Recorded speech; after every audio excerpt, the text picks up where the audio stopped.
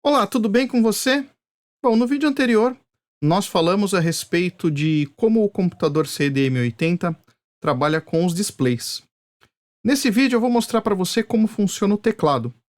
E uma vez que você tenha compreendido como funcionou o display, você vai ver que o teclado tem alguns conceitos que são bem semelhantes. Inclusive nesse computador existe uma interligação entre o display e o teclado que vai facilitar bastante a explicação. Legal? Então vamos lá.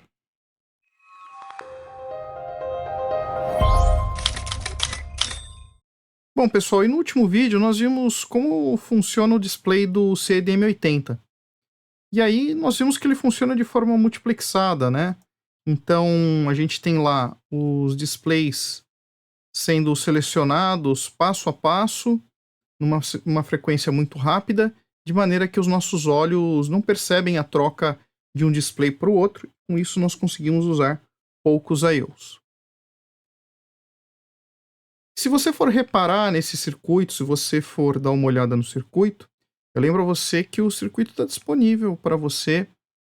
Eu deixei um caminho na descrição do vídeo aqui embaixo para o GitHub, onde eu deixo esse esquema elétrico e algumas outras informações a respeito do CDM80. E aí, se você for olhar lá naquele esquema elétrico, você vai notar que a parte de seleção dos displays ela é interligada com essa parte de baixo onde está o teclado. E realmente é isso que acontece. O que acontece é que toda vez que um determinado display é selecionado pela lógica de seleção, também uma coluna aqui embaixo de teclas, dessas teclas que estão aparecendo aqui, que fazem parte do teclado, também é selecionada.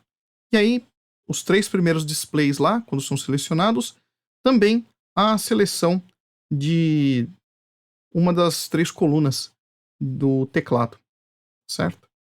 E aí, assim, de maneira geral, o que vai acontecer vai ser que uma vez selecionado uma coluna dessa de teclas, que representa um grupo de teclas lá do teclado, né, no caso de 8 teclas, o que vai acontecer é que os sinais dessas 8 teclas vão ser lidos toda vez que houver essa seleção. Então é por aí que nós vamos fazer a leitura do teclado. Então vamos ver o que acontece agora sobre a perspectiva do teclado. Nós já vimos ali que os dois circuitos são interligados, a seleção de display e de teclado. Então o que nós vamos fazer é, toda vez que houver uma seleção de um display e o dado do display for atualizado, logo em seguida, sem mudar a linha de seleção, nós vamos ler também uma coluna aqui, um grupo de teclas. Então vamos ver agora essa mesma lógica de seleção que nós vimos para o display sobre a perspectiva do teclado. Então, nós vamos precisar executar uma instrução, na verdade duas instruções, né? Uma para poder selecionar uma das linhas e a outra que realmente vai transferir esse valor de seleção para a saída, utilizando a instrução Alt de periférico. E com isso nós vamos conseguir selecionar um grupo de teclas. Então, sob a perspectiva aqui do teclado, né? Então, a gente vai carregar um valor 0,1 para poder selecionar a primeira coluna. Vou chamar aqui de coluna para ficar mais fácil, tá? Porque são 3 colunas aqui. Então nós vamos colocar 0,1 aqui no meu acumulador e depois nós vamos executar a instrução Alt 03H para poder ter esse valor ali de saída. E aí o que vai acontecer? O que vai acontecer, primeira coisa, você vai ter o sinal de I/O request, que vai para 0, e aí ele vai se apresentar nessas duas portas lógicas NOR aqui. E nós vamos ter o sinal de write. Quando você tem esses dois sinais igual a 0 se apresentando aqui, você tem aqui na saída um nível lógico 1, na saída dessa porta NOR. E esse nível lógico 1 vai se apresentar aqui nessas duas portas lógicas do tipo AND. Dando sequência, como uma instrução Alt 03, o que se espera é que a 0 e a 1, que fazem parte do conjunto de linhas de endereçamento, liguem. Porque o valor 03 seriam todas as linhas de endereçamento desligado, exceto a 0 e a 1, as menos significativas. Bom, e aí nós vamos escrever o dado que está dentro de A. Esse dado que está dentro de A, ele vai se apresentar aqui no barramento de dados. Bom, em seguida o que nós vamos ter é que, como consequência dessa porta lógica ter dois níveis lógicos 1 aqui na entrada dela, esse nível lógico 1 vai se apresentar aqui nessa porta NOR aqui da frente. E aí, em seguida, na saída dessa porta NOR, o que nós vamos ter é um nível lógico 0, porque ela vai inverter com as duas entradas curto-circuitadas dessa forma. O que acontece é que qualquer nível lógico que você tenha na entrada, na saída, você vai ter o inverso desse nível lógico. Aqui é 1, então a saída vai para 0. E aí, anteriormente, essa linha de saída aqui dessa porta NOR, ela estava em 1. Porque nós tínhamos essa porta lógica aqui, com um dos dois sinais aqui pelo menos igual a 0. E aí, obviamente, o que vai acontecer é que o 0 aqui invertido dá 1. Então ela tinha nível lógico 1. E agora foi para nível lógico 0. Então o que vai acontecer vai ser justamente que você vai ter uma borda de descida.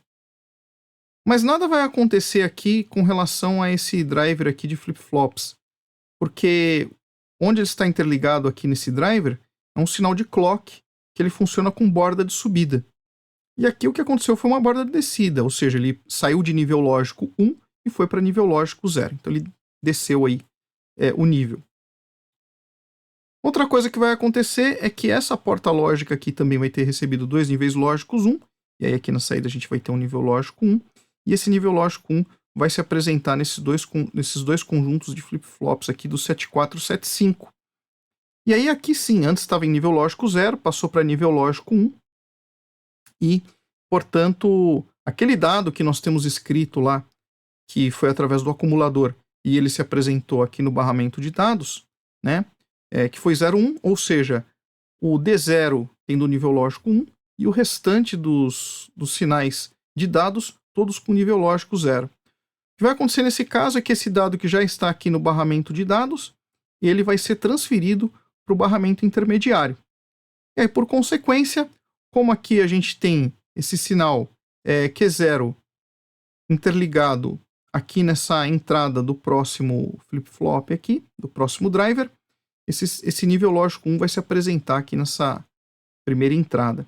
Só que nada vai acontecer além disso, porque esse flip-flop aqui, para poder transferir esse nível lógico 1 aqui para a saída dele, precisa que ocorra uma borda de subida. Isso não aconteceu ainda, tá certo? Então, a parte da execução do out vai se encerrar aqui. Em seguida, nós vamos para a instrução in, que é justamente para poder ler informações que vão vir do teclado. E aí, quando acontecer isso, os sinais aqui que nós temos, eles vão alterar o estado lógico deles, mas esse sinal aqui da saída do flip-flop, ele não vai ter alterado ainda. Vai ser mantido um nível lógico 1. Então, quando for executada a instrução para leitura de um dado que esteja no barramento, a instrução in A para um endereço de periférico 01, o que vai acontecer vai ser que, a primeira coisa é que os sinais aqui de IO request e de read vão se apresentar nessa porta lógica NOR aqui em cima. Os dois sinais são iguais a 0, porque quando está ativo o IO request e o read tem a barra aqui em cima, então eles vão para 0, portanto a saída aqui vai ser igual a 1. E esse sinal de nível lógico 1 vai entrar agora nessa porta lógica end de cima, que nós não tínhamos visto ainda. Bom, foi chamado o endereço 01, portanto, o que se espera é que o sinal que esteja aqui de A0 vá para nível lógico 1, e por consequência, né, nada mais tendo sido alterado, o sinal A1 aqui ficando em nível 0, independente do que tem aqui no outro pino dessa porta lógica end, a saída aqui, no caso dessa porta lógica de baixo, vai para 0. Ele estava antes em 1, se você for lembrar, quando nós fizemos a instrução alt 03 no slide anterior. Então agora, como ele foi para 0, saiu de 1 e foi para 0, o que vai acontecer aqui é que a saída dele vai para 1. Lembra que inverte aqui a saída? Muito bem. E aí a gente estava numa situação ali temporal, que estava em nível 1, passou para nível 0, e agora o que vai acontecer vai ser que ele vai voltar para o nível 1. E o que aconteceu aqui? Uma borda de subida. Então, quando acontece uma borda de subida aqui nesse flip-flop que tem aqui na frente, nesse conjunto de flip-flops, ele vai copiar o que eu tenho aqui de entrada para saída. E essa linha que está em vermelho está com nível lógico 1. Então, o que vai acontecer? o que vai acontecer é que a gente vai ter uma cópia aqui da entrada para a saída, e esse nível lógico 1 vai se apresentar onde? Não só no display lá em cima, no display 0, mas também vai aparecer nível lógico 1 em todos esses sinais aqui que a gente tem das minhas chaves, tá certo? Uma outra coisa que vai acontecer vai ser o seguinte: esse aqui vai estar em nível lógico 1 e nível lógico 1. Portanto, a saída aqui da minha porta lógica AND, ela vai de 0 para 1. E ao ir de 0 para 1, e nós formos seguir os sinais aqui, eles vão alimentar o enable de todos esses drivers aqui embaixo. Todos esses drivers. Esses drivers, eles não são drivers que têm a saída retida, ou seja, não são flip-flops. Então, apenas no momento em que a instrução IN for executada, ele vai fazer uma captura, como se tirasse uma foto do que está acontecendo aqui para trás. E aqui para trás, o que nós temos? Essa linha aqui de seleção, o nível lógico 1. Qualquer tecla que estiver apertada aqui, o que vai acontecer é que ela vai transferir esse nível lógico 1 aqui para a saída.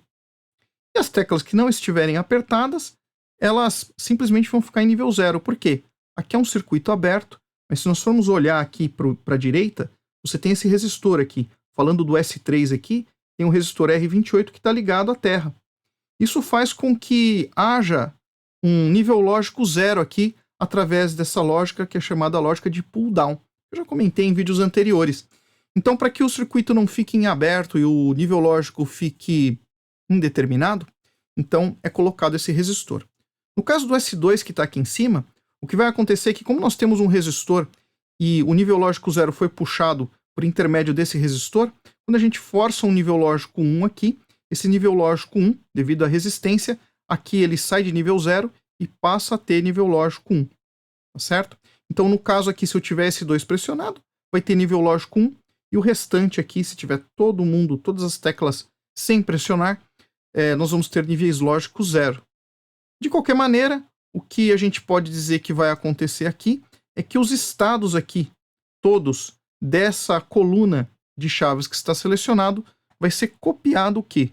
Aqui para o meu barramento de dados. E aí, se eu tenho uma instrução IN sendo executada, o que ela vai fazer? Vai absorver esses dados que estão no barramento de dados e vai carregá-los onde? No registrador A. Esse mesmo processo precisa ser repetido para ler todo o teclado para as colunas 2 e 3 aqui, falando de coluna 1, 2 e 3.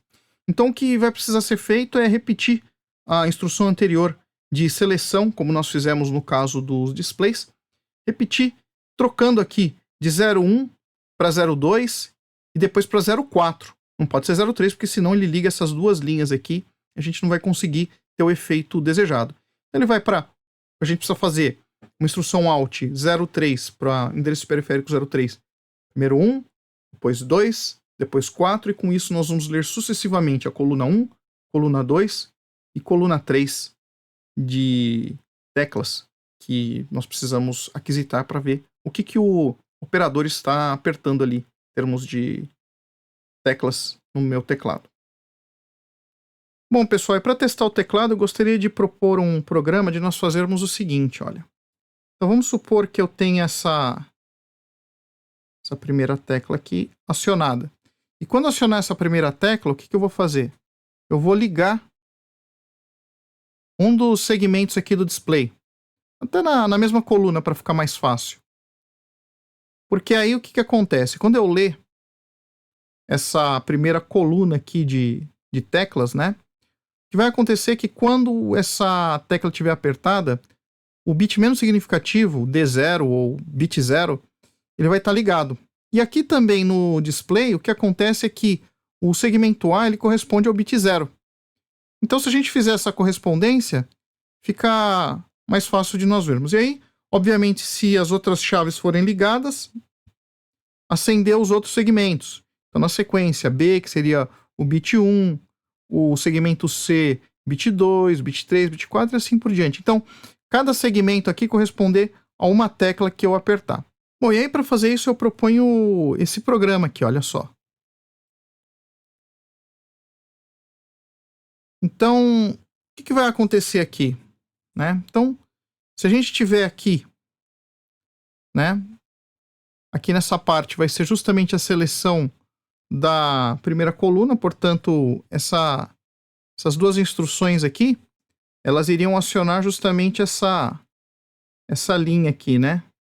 Nós temos para poder tanto acionar esse display aqui, como também para ler o valor dessas teclas aqui, tá certo? Muito bem. Primeira coisa que eu vou fazer depois que eu selecionei essa linha vai ser ler o valor aqui das minhas teclas, né? E aí, obviamente, essa tecla aqui vai estar ligada, né? Vai estar em ON. E o restante vai estar tudo desligado. Então, essa aqui vai estar em nível 1. Essa aqui vai estar em nível 0. Essa aqui vai estar em nível 0. Nível 0. Nível 0. 0. 0. 0. Então, o que vai acontecer vai ser que o bit menos significativo vai estar em 1 e o resto tudo em 0. Ou seja, o que a gente vai ter aqui, ó, né? O que a gente vai ter aqui é que o registrador A, o acumulador A, ele vai ter valor 0,000,0001, não é isso? E aí, logo em seguida, o que eu vou fazer? Eu tenho que fazer em loop, né, para poder manter a varredura ali dos displays, etc, para poder ficar um tempo, na realidade, não é nem pela varredura, é para ficar um tempo ali,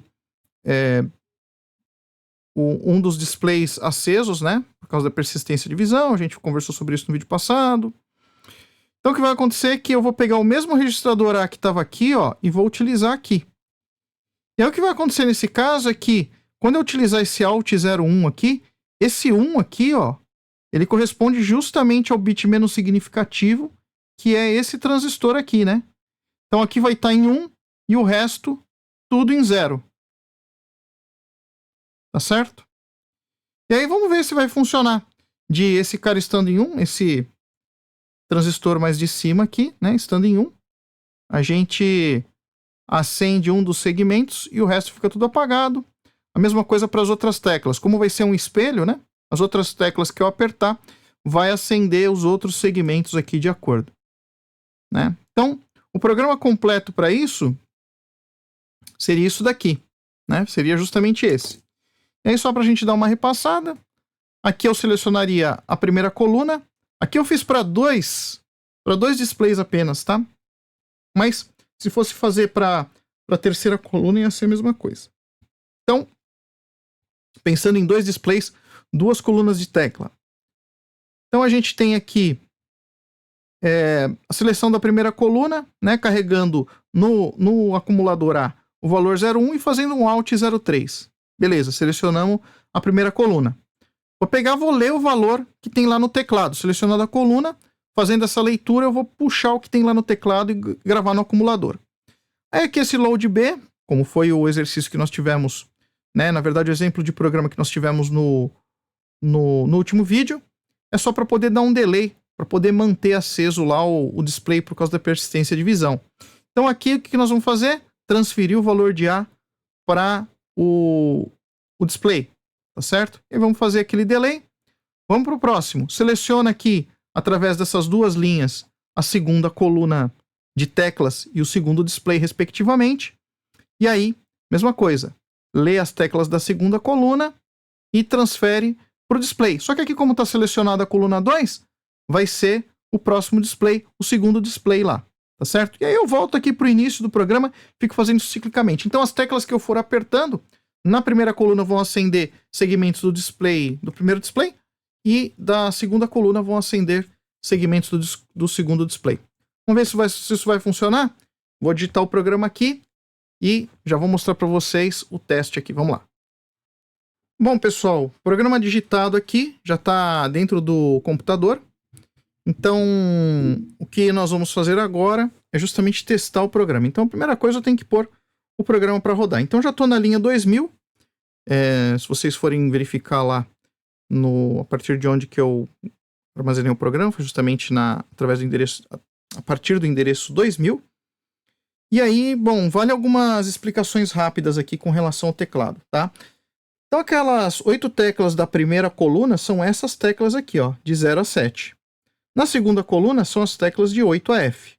E essa terceira coluna aqui, eu não coloquei nada no programa, tá certo? Bom, então o que deve acontecer é que qualquer uma dessas teclas que eu apertar vai acender segmentos nesse display. Qualquer tecla que eu apertar aqui vai acender segmentos no segundo display. Então vamos pôr o programa para rodar, vamos lá. Ué, olha aqui o que aconteceu. A gente já tem os displays todos ligados, mas não estou apertando nenhuma tecla. Vamos ver se eu apertar uma tecla o que acontece. Olha lá, ó, ao invés de acender ele apagou. Será que isso aconteceu, né? E ó, mas o resto tá certo, ó. Segmento A, segmento B, que seria o bit 1, bit 2, bit 3, bit 4, 5, 6 e o bit 7 é o ponto decimal. Isso tá certo, só que tá invertido. Bom, mas o que será que aconteceu? Bom, pessoal, e o que aconteceu é um detalhezinho aqui. De que, na realidade, se nós formos lembrar de como funcionavam os nossos displays, o segmento acendia tendo nível lógico 0 na entrada do transistor. Só que, lembra que eu falei que tem aqueles resistores de pull-down nas chaves do teclado? Muito bem. Então, quando não tem nada apertado, ele fica forçando o nível 0. E eu estou pegando esses níveis zeros que estão sendo lidos e carregados no acumulador A e estou jogando justamente nos segmentos do display. E aí, sendo tudo 0, o que acontece? Acende todos os segmentos aqui do meu display. Então, o que está acontecendo é justamente isso. E quando eu aperto, obviamente, ele vai para nível 1. E indo para nível 1, acontece o inverso. Se com 0 o segmento acende, com 1 ele apaga. Bom, legal. Entendi qual é o problema, mas como a gente resolve isso? Será que tem uma maneira simples? Será que nós vamos ter que fazer algum cálculo ali? Bom, e aí tem uma maneira simples, uma instrução que eu vou mostrar para você. Existe uma instrução chamada CPL. E o que faz a instrução CPL? A instrução CPL, quando ela é executada, ela realiza o complemento lógico de todos os bits do acumulador. Tanto que você coloca a instrução CPL e você não põe nenhum tipo de argumento na frente. Não põe qual registrador. Automaticamente, a instrução CPL só funciona com o acumulador ou registrador A. A instrução CPL ela ocupa um byte e ela tem o opcode 2F. E aí o que vai acontecer? Suponha que eu tenha lá carregado no acumulador um valor A6.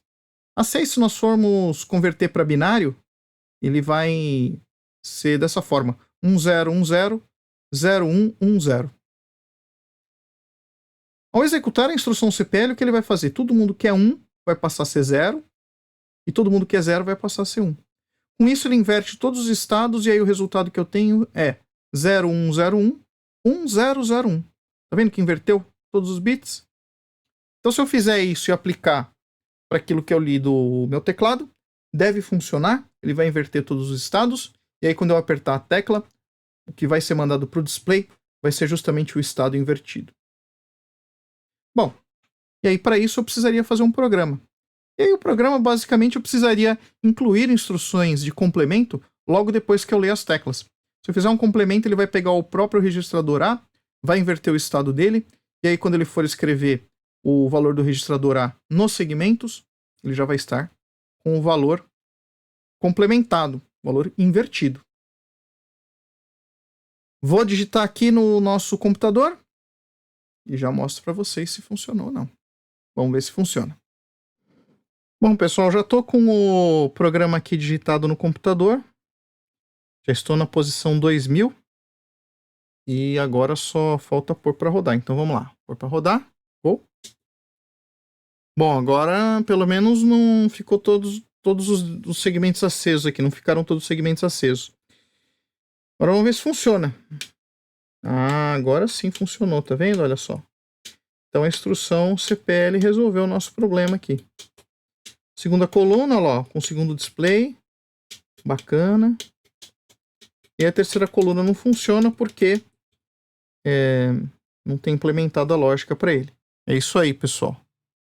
Bom, pessoal, e esse foi o nosso vídeo de hoje. Espero que você tenha gostado. Se você gostou, já sabe o que fazer. Se você tiver qualquer dúvida, deixa na seção de comentário abaixo.